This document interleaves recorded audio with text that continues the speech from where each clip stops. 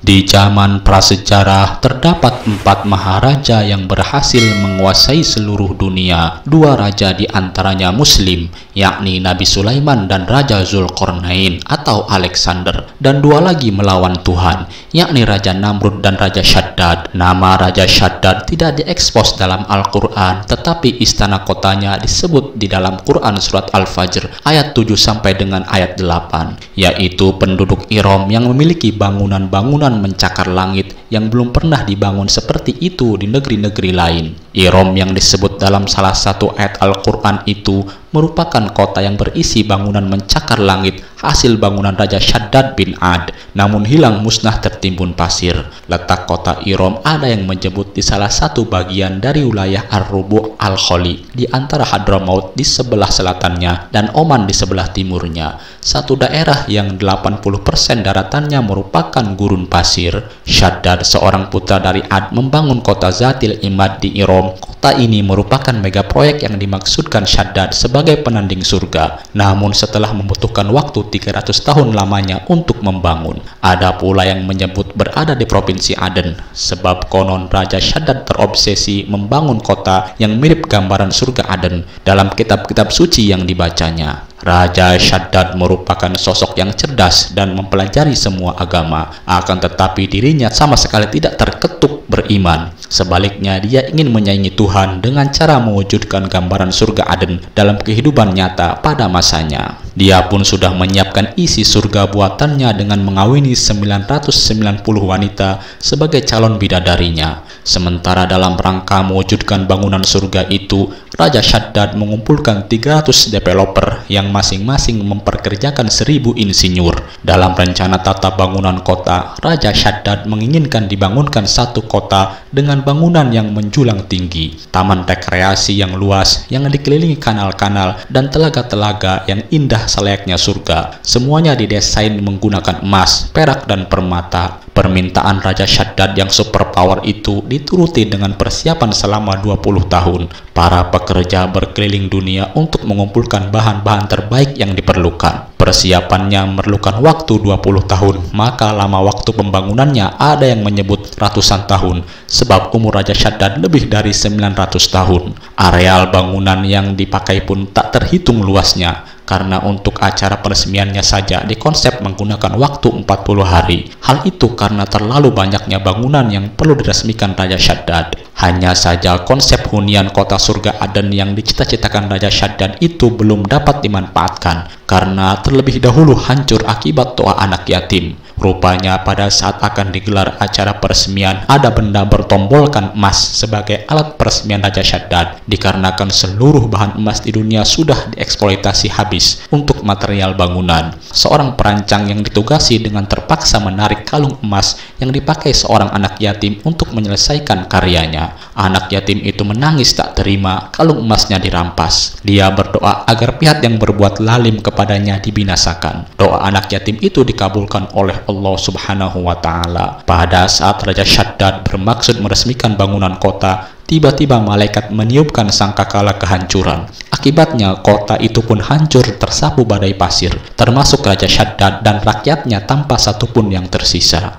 Dikisahkan bahwa tak ada satupun yang berhasil masuk ke dalam kota Iram kecuali satu orang. Suatu ketika seorang pemuda bernama Abdullah bin Kalaba tengah mencari untanya yang hilang. Ia berjalan ke sana ke sini untuk mencari untanya yang hilang hingga sampai ke wilayah Ad. Di tengah wilayah yang asing itu, ia menemukan sebuah kota yang dikelilingi parit. Dijelaskan, Abdullah pun mendekat dan mengira kota itu berpenghuni sehingga ia bisa mencari informasi tentang untanya. Namun setelah mendekat, ia tidak berjumpa dengan siapapun yang hendak ke kota itu. Kemudian sampailah Abdullah di gerbang kota itu. Ia turun dari unta betinanya dan menambatkan hewan itu. Lalu Abdullah kemudian mengeluarkan pedang dari sarungnya dan berjalan memasuki kota. Ia melihat 2 gerbang lagi yang lebih jauh tinggi dibandingkan yang pernah ditemui siapapun. Gerbang itu terbuat dari kayu dupa dan bertahtakan batu rubi berwarna kuning dan merah yang memancarkan sinar ke area sekitarnya. Melihat pemandangan ini, ia terpesona. Dibukanya pintu dan ia masuk. ternyata ia menemukan sebuah kota lagi yang sama berkilau dan sama indahnya dengan kota pertama. Ia melihat sejumlah istana di dalamnya yang dibangun dengan pilar-pilar bertahtakan zamrud dan rubi. Semua istana memiliki jendela dan semuanya tersusun dari emas, perak, mutiara, rubi, dan zamrud.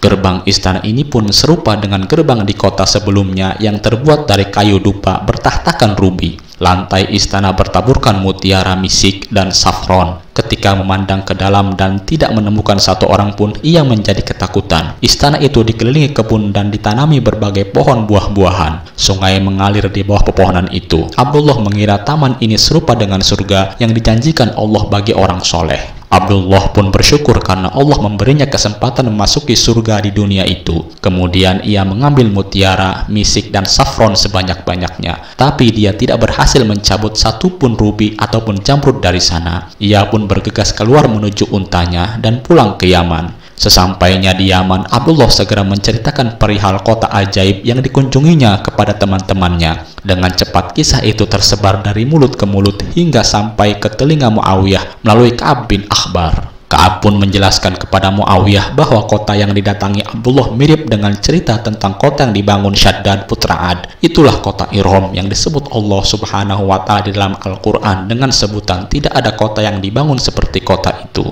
Menurut Ka'ab, selain kaum Ad, ada satu orang lagi, yaitu Ad yang pertama. Ia memiliki dua putra, yakni Syadid dan Syaddad. Setelah Ad wafat, mereka menjadi penggantinya dan memperoleh kekuasaan yang membuat kawasan timur dan barat patuh kepada mereka. Kemudian Syadid meninggal sehingga Syaddad menjadi penguasa tunggal. Syaddad merupakan kutu buku, maka ketika ia membaca gambaran tentang surga, tentang zamrud dan mutiara, serta karunia lainnya, ia lantas berniat membangun surga yang setara dengan surga Allah Subhanahu wa Ta'ala. Aku ingin menciptakan kembaran surga di bumi, kata Syaddad. Ia pun ditanya dari mana asalnya emas, perak, dan batu-batu permata untuk mendirikan mega proyeknya yang dimaksud dan terkesan sombong itu. Maka Syaddad pun menjawab, kalian tahu, aku ini penguasa dunia. Tunjuklah satu kelompok orang untuk masing-masing tambang. Tugas mereka adalah mengumpulkan hasilnya sebanyak mungkin dan kumpulkan semua emas dan perak milik masyarakat. Kemudian rencana itu pun dijalankan. Pembangunan kota itu pun menghabiskan waktu selama 300 tahun. Pada saat itu usia Syaddad sudah menginjak 900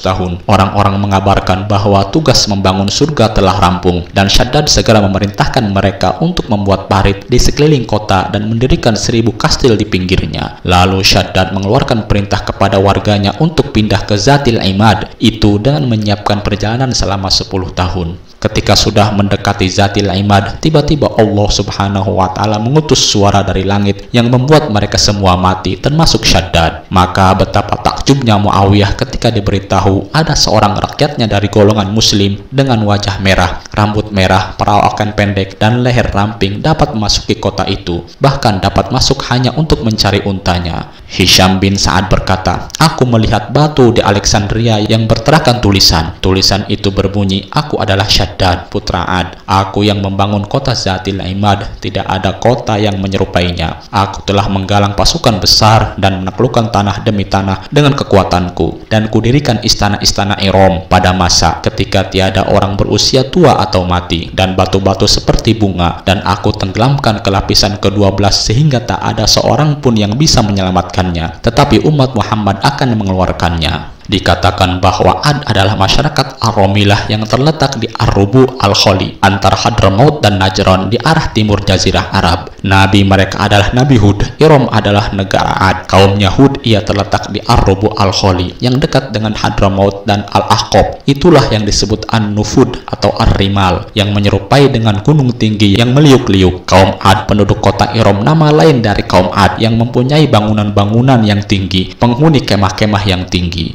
Ini adalah ungkapan ironi untuk orang-orang yang membanggakan kekayaan mereka di tanah Al-Aishi yang rumah mereka terbuat dari pasir yang berada di tanah Ahqab antara Oman dan Hadramaut. Itulah tadi sejarah singkat atau kisah singkat mengenai kota Irom. Semoga bermanfaat. Assalamualaikum warahmatullahi wabarakatuh.